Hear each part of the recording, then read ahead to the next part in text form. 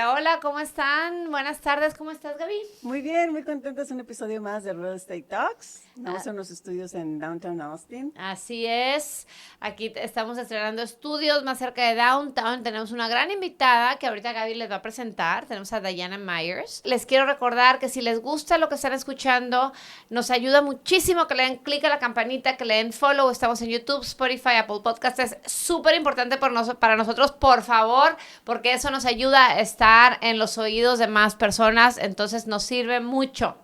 Así es, entonces ya saben, cualquier día de la semana pónganle follow para que salga o campanita o donde nos escuchen en cualquier plataforma, para que les salga la alerta que ya salió nuevo contenido. Así es, y yo estoy en Instagram con Lola Elizondo, a Gaby la tenemos. Yo Gaby Proctor la mayoría y en Instagram como Proctor Team. Y tenemos Real Estate Talks Podcast en Instagram, y en YouTube, así que ahí los esperamos. Muy bien, ahora sí, a lo que te truje chencha. Sí. Muchas gracias, thank you and welcome Diane for being here with us. Thank you for having me. We know Diane, she works in Capital Title, so she's all title. She's the one who gets calls from me all the time when it's like, I have this house that, I mean, just last week as the owner is moving to Mexico, but want to make sure I have everything in writing and power of attorney and everything. So she has helped me so much and actually continue to teach me how to close deals and make sure those deals close.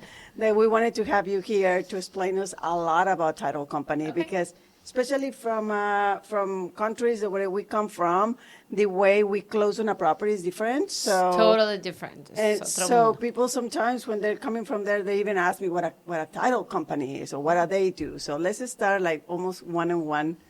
What is a title company? Yes. Yeah. Yes. So at the end of the day, a title company is an insurance company.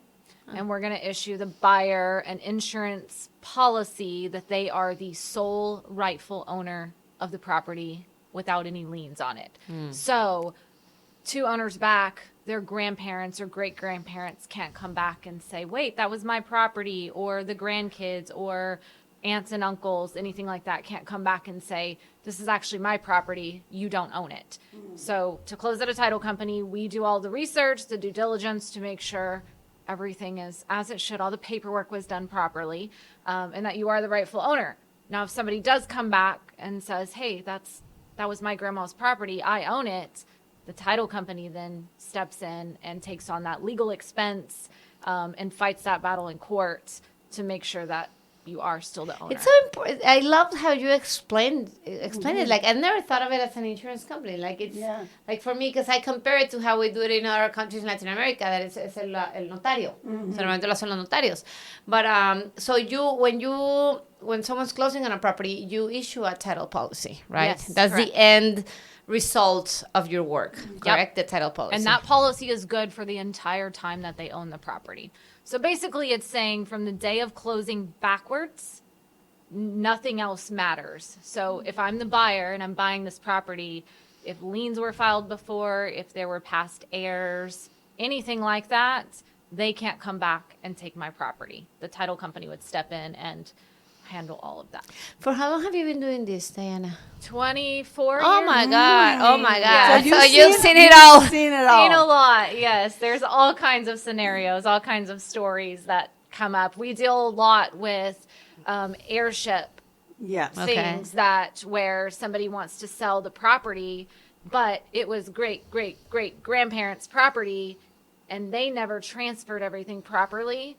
And so with the way Texas works especially, it goes to the heirs. And then if those heirs die, it goes to their heirs and their heirs and their heirs. And so you can get 50 by the time we get to it, 50 sellers. Wow. It's- And then you need to find them? Like you need to go, like, how do you Yes. go about it? Well, it's ultimately up to whoever's trying to sell the property to track all these people down. We're obviously there for help and guidance and preparing paperwork. But yeah, they have to track down these people and then their heirs. So yeah, it gets a little bit tricky. And a lot of times people think, oh, I had this property with my spouse and my spouse passed away. Now it's all mine. But if the spouse had other children, Or It's not all yours. Yeah, Gabi and I are working with a partner on a subject to project, like teaching subject to, and we were talking about an example like that. Remember of this guy that his wife died, and now the kids wouldn't want him to sell the house, so then a mess starts forming. Like, Yeah. So really, either everybody has to agree, or you have to go to court. The only thing that can top that is a judge saying this is what's going to happen. This is the right, or they have the right to sell it or not. Yeah. So the court could step in and say, okay, yes, you may sell the property and get the proceeds, and these other people don't matter. But that's a whole. So before going on the normal process, so can you tell us or share with us one of those stories like that you remember from your career, from your experience, like I don't know, a storytelling of, for example, you were closing and then you couldn't close because just days before closing and had that. There's so many. I really have files on my desk right now with a wide array. I've got one where we can't seem to get there and they went under contract, which they shouldn't have. I was going to ask you, how can this happen? Because they don't know. So a lot of times a seller will come to an agent and say, I have this piece of property.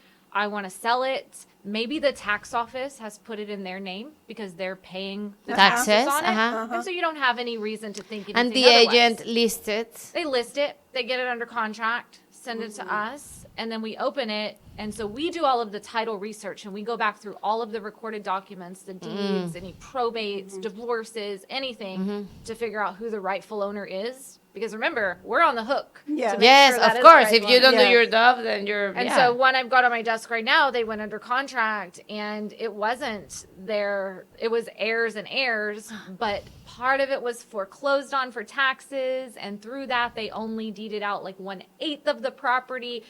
It's wild how many people are now involved, and the agent had no idea. No Even idea. the sellers, they didn't have any idea because it was their family's property. Yeah. And so those kind of things, you're just kind of trying to backtrack it and get a list of here's what we need. And then a lot of times we say, here's what we need, get us this. And then we get that and we discover through that information, more information. And so we need more things. So it gets really complicated. I've got that one going right now. I've got another one where the buyers did an owner finance with the owner, just as like a neighbor to neighbor. The buyers, but that are now trying to sell. Correct. Yeah, so now they are sellers, but they got the property through owner finance. But they didn't file all the proper paperwork. So on They paper, did the owner finance without title, like without a title they company. just did it between neighbors and said, I'll buy your property. And they paid them and paid them and paid them, but they didn't file any proper paperwork. So technically, this seller now doesn't even own the property.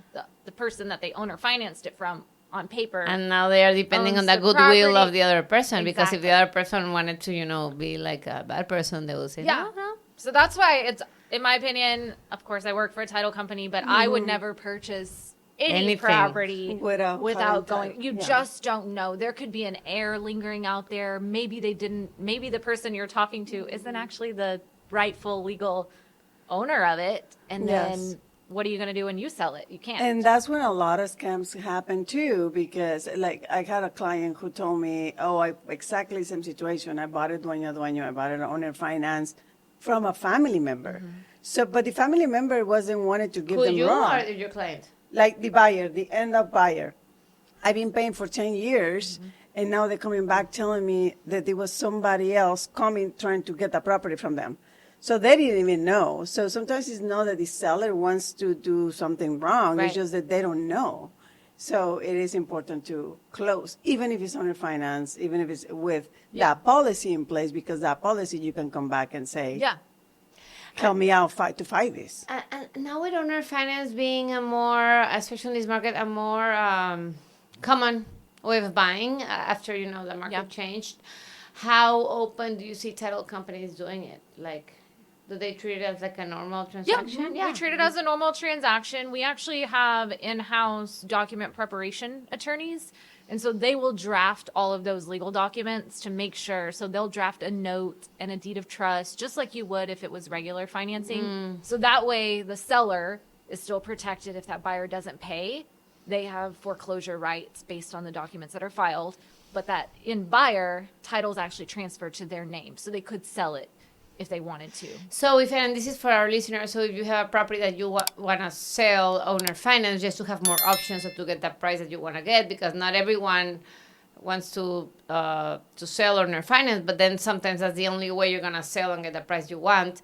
They should just go to a company like to your title company, and you guys take care of drafting the legal docs and walk the we just have to know what their terms are, what they're selling it for, how much they're going to finance, what their interest rate is, do they have a set payment amount, all of that information. We take it all in, we draft the documents, they review them, and then everybody is covered.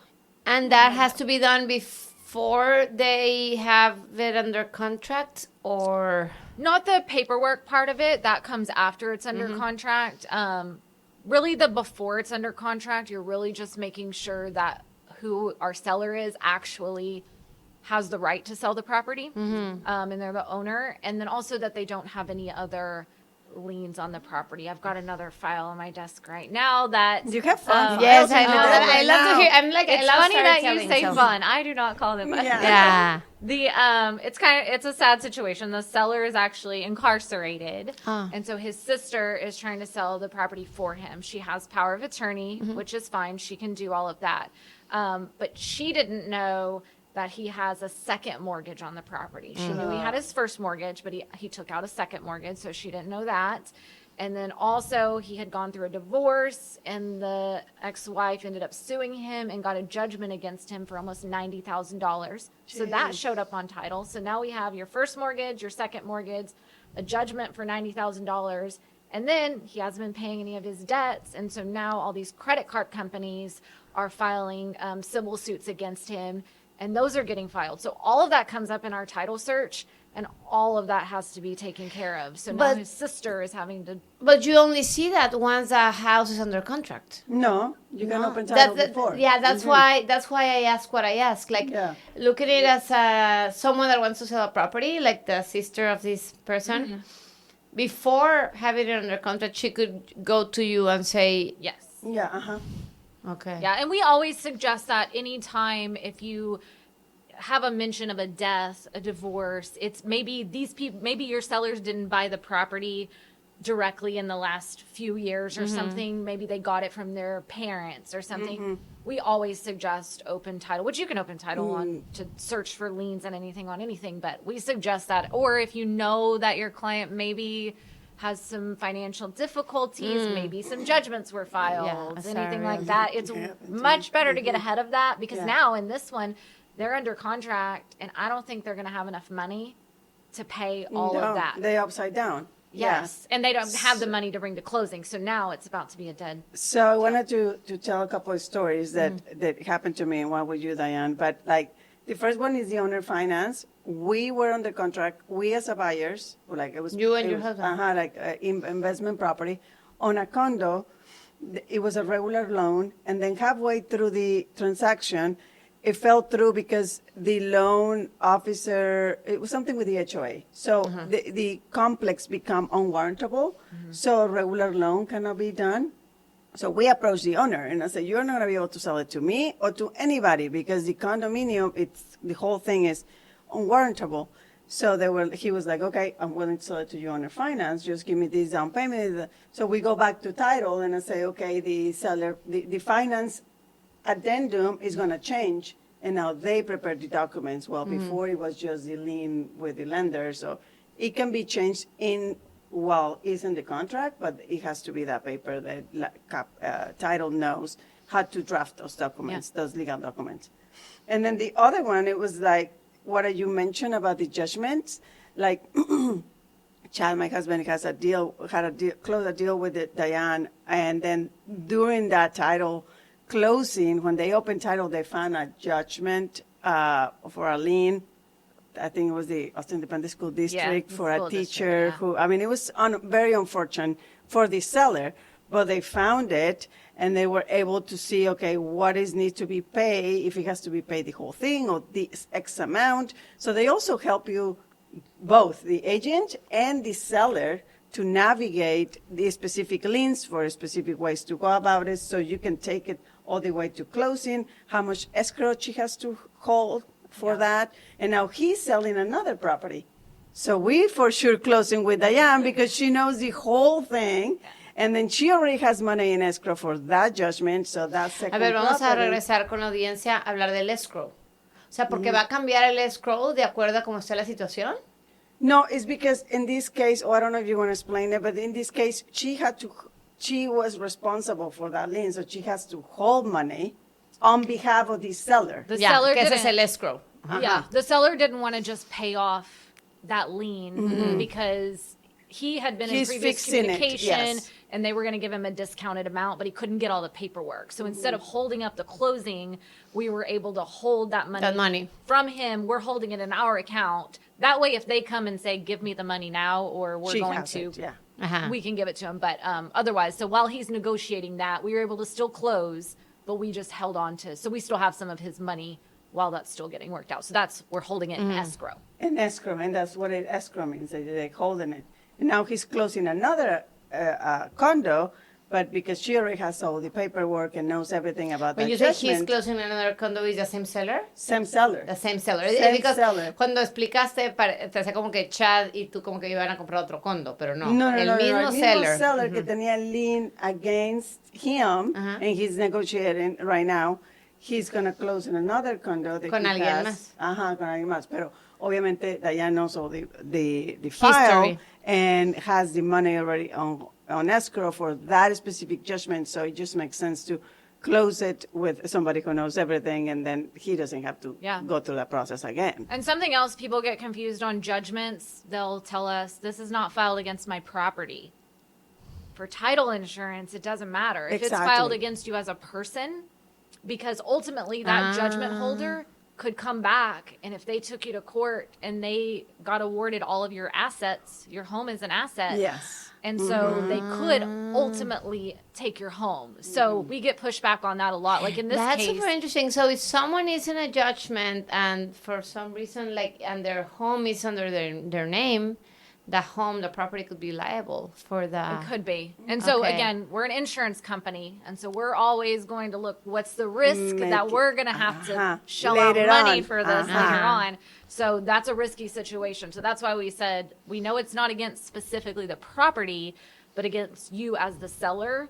And so, because let's say we did nothing with it. It's not against the property, it's against the seller. Fast forward, the buyer closes, they move on. That company, the school district comes and they say, okay, we're enforcing this and we're taking all of your assets. You had a home that had an asset. Now we're going to put a lien on that home. Exactly. Then that buyer is going to come to us and say, you have to pay this lien because now there's a lien on my property and you didn't take care of it. So that's why we have to make sure we've got that money just to make sure on there. So lots of moving. I know, and a lot of little things that we don't know because that I have heard a lot is not in my personal property. Like that lien is not my medical bills. A lot they always say is not my personal property. Even medical bills. Wow. But by the time it moves on, and then it becomes collections, and then it becomes a judgment, then is when it can. That's do when something. that's the tricky part. We don't check anyone's credit. It has nothing to do with what's on your credit. It's when the judgment holder, the creditor takes it that far and they go through the court process and they get a judgment against you and they file that judgment. That's when it affects. Yes. affects. Now, mechanical liens. I wanted to ask you about that because it seems mechanical liens is when, let's say you do a pool, but then you didn't pay the pool people, and then or a roof, and then you didn't pay. Though they can come and put a mechanical lien on your property. How easy? How legit? How many of those can be seen that are fake? Like Yes, because I invest in apartments, so I'm a syndicator and have a real estate fund, and we took a long time to close our last property because we were like a week before closing, and then new mechanical liens kept coming in. Like we had to renegotiate the price with the seller, and and he had to pay everything. But how, and just for our audience, si un proveedor, si un contratista te hace algo y no te gustó el trabajo y le pagaste a lo mejor el 90% del depósito y dices, no, ya no te voy a pagar más porque no hiciste buena tarea, él está entitled de ponerte un lien en tu propiedad, en lo que estás. Entonces, pero I just wanted to give context to the audience. Yeah, and the thing is, I can walk down right now to the county clerk's office and put a lien on your property. Yeah, Anyone, it's so see. easy. Anyone can do it. Like they don't check anything. You don't have to do anything. See, that's And surprising. then I know. Yes. And once that happens, that just throws, we call it a cloud on title. So that just makes a mess of things. So now, regardless of whether it's legit or not, we have to clear it up. So then we see that a lot with contractors where there's a dispute over. That's what I said in Spanish. Like that maybe you're not happy with the work the contractor did, so you don't pay the full amount that you agreed. And No? they get mad and they go file a lien on your property and you're Yes. trying to sell it and they know you're trying to sell it. So Uh-huh. they know So they they can get know. away with it. So at that point, it becomes up to you to negotiate back with that contractor because now they have to release what they just filed. So another document has to be signed and recorded saying, I released this document. So, and we can't force anybody or we don't challenge the legality of any documents that are filed. That's for the court to do. So if it gets filed, whether it's legal or not, we can't say.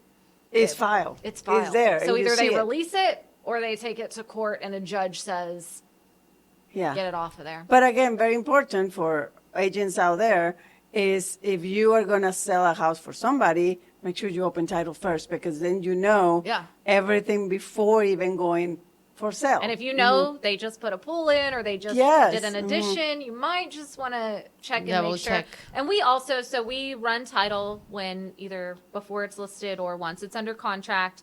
And then the day or two before closing, Again. check it again. Because it can happen in Because, that time. and that happens sometimes where we have updated title and we're like, did you know this new judgment was filed or this person put a mechanic's lien on the property? Yes. And so those can like greatly throw off. so your- it really like we tell our transaction. clients, you don't close until you close. Exactly. Yes, because lenders do the just same never know. thing. They run everything again right before to make sure you didn't lose your job or you didn't Yeah, went and and buy just it in two the cars. last 45 days, I've had 2 sellers pass away during the contract Oh my God. process. Yes, No so way. again, you don't close until you To close. close, You just never uh-huh. know what can happen, and that's a whole nother Yes. process. So yeah, we kind of see it all, but that's why it's good to go through a title company also. Say the one where the seller passed away, if buyer and seller were just doing it together, chances are the wife would have just stepped in and signed everything. Well, that would have been a problem when that new owner went to sell because nothing was ever done with the With the deceased deceased. person. You know, so Uh-huh. that's why it's always good to.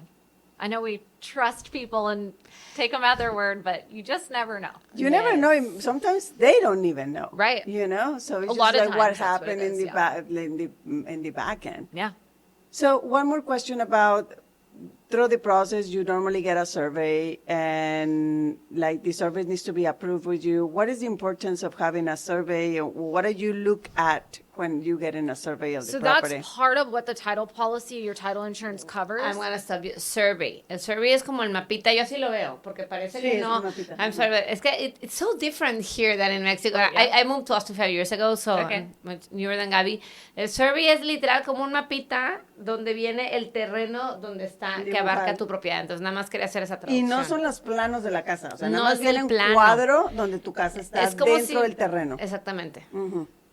Okay, So yeah, so continue. part of what the title policy covers is that survey and making sure that the improvements are within the boundary lines.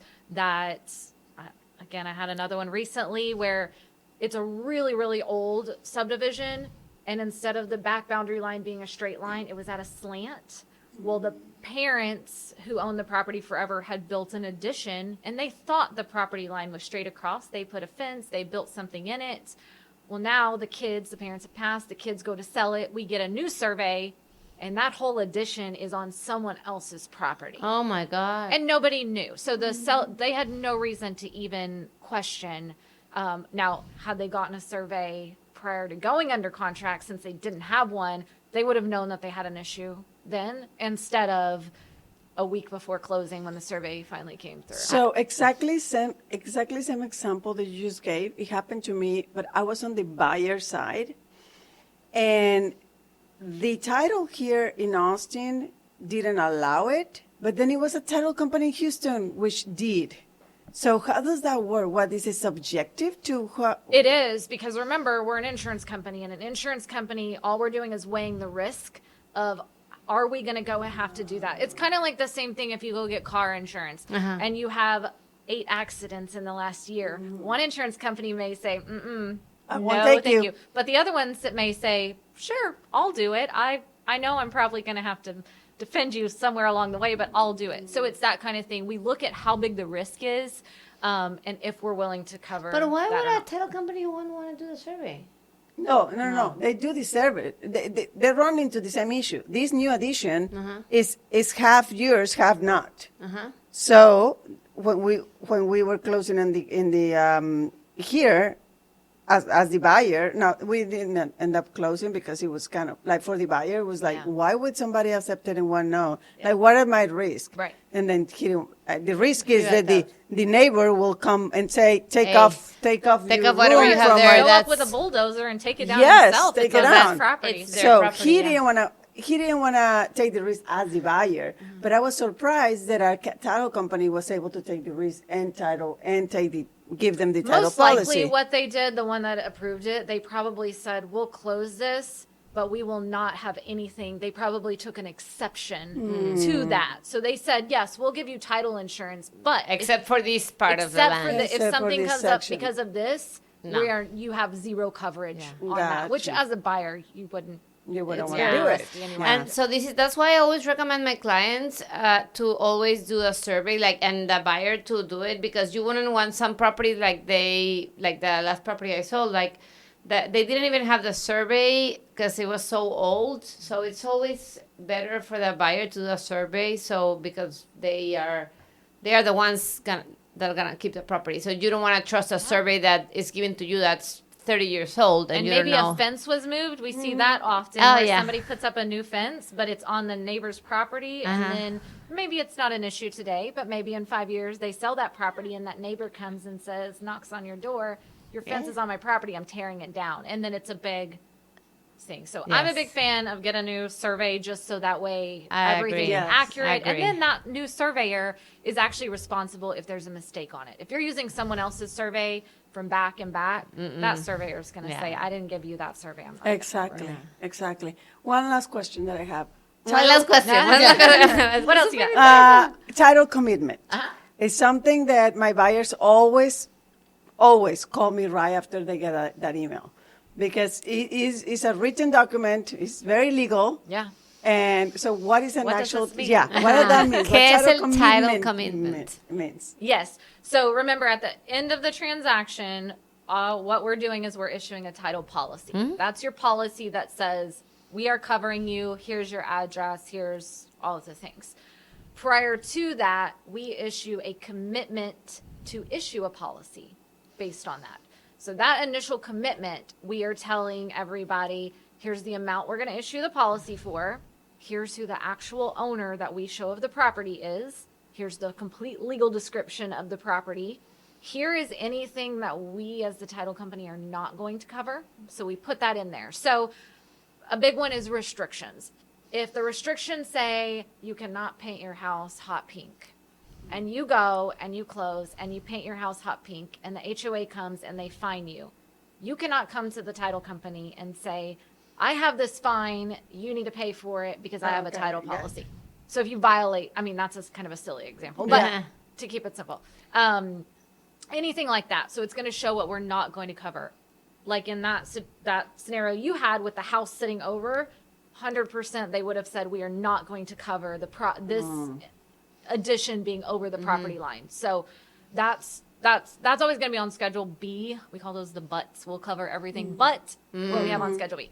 And then it also shows any liens, any judgments, any requirements that have to be met prior to closing. So we, as the title company, we are on top of that. That's kind of a to-do list. Technically, it's the seller's responsibility always to clear title. It is not the title company's responsibility. We know that sellers don't know what any of that stuff means, or, so we do this all day, every day. And so we take on that.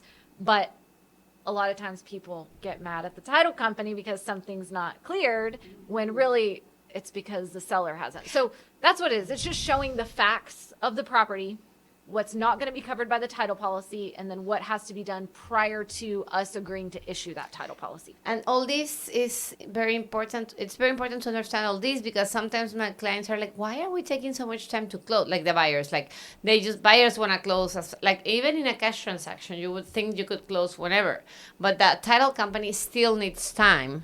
Mm-hmm. Like it's not only the finance, it still needs time to take a look at every detail so that they make sure, because they're going to be liable for it if they don't. Because we're going to be liable, and also so that the buyer knows what they're getting into, kind of thing. But that's what the commitment is. And you're right, it is like 19 pages long. Yeah. It's a lot of disclosures. It's a lot of legal Thank language. God we have ChatGPT today, no? Right? Yeah. Right. But even ChatGPT, I have put them through those. It also scares you, you know, like it throws, like any legal document, when you put it through ChatGPT, it's always like, what am I signing? Yeah. And actually, you don't have to sign a title commitment. It's almost like an announcement. It's a notice.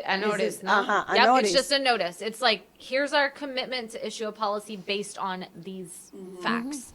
But I would just always suggest, if you have buyers and they aren't sure, as a realtor, I personally would not jump in and try to fully explain that to them. No. I would have them call the title company. So I will never shy away from going through a title commitment with somebody. You might get some closers or assistants that don't want to do that because they don't want to put their neck out there and over-explain something.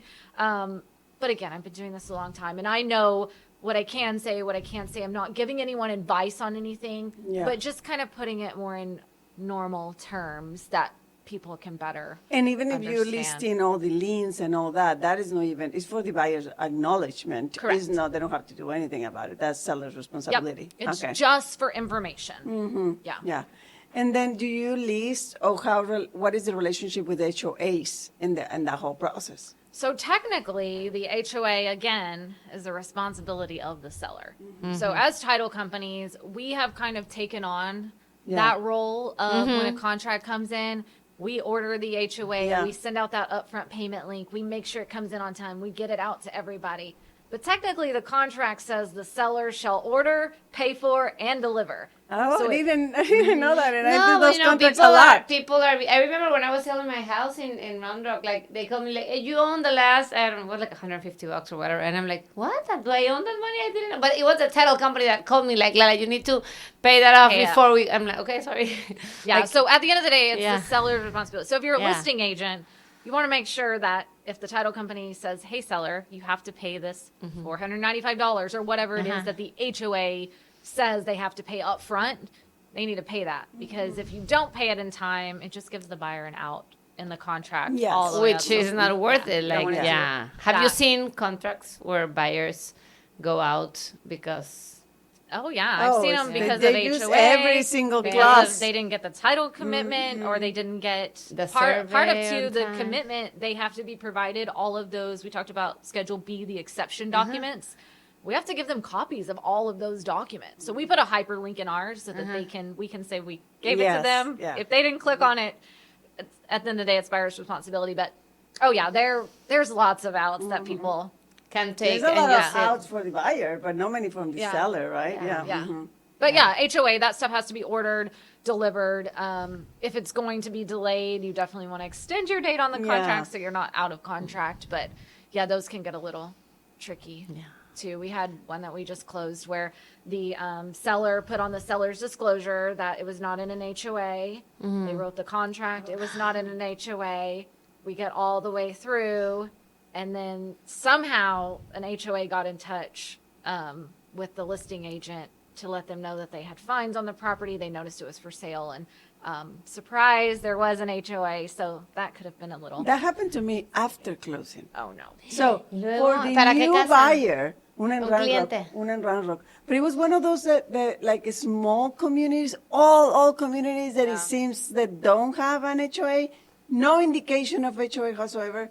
The seller didn't remember paying any HOA, and then an HOA surfaced up. after 3 months. The title company helped us through it because I was representing the buyer. So the buyer, he was like, "Okay, what happened? You told me it was no HOA." Yeah. But hopefully it wasn't a bigger deal, because sometimes people buy properties where there are no HOAs like, on purpose because They they wanna want do to an do STR at exactly, a Airbnb short-term or rental or have an RV park outside or whatever. And then it was a bad surprise when it yeah. had Ours, the the big HOA. indicator was on those Schedule B documents.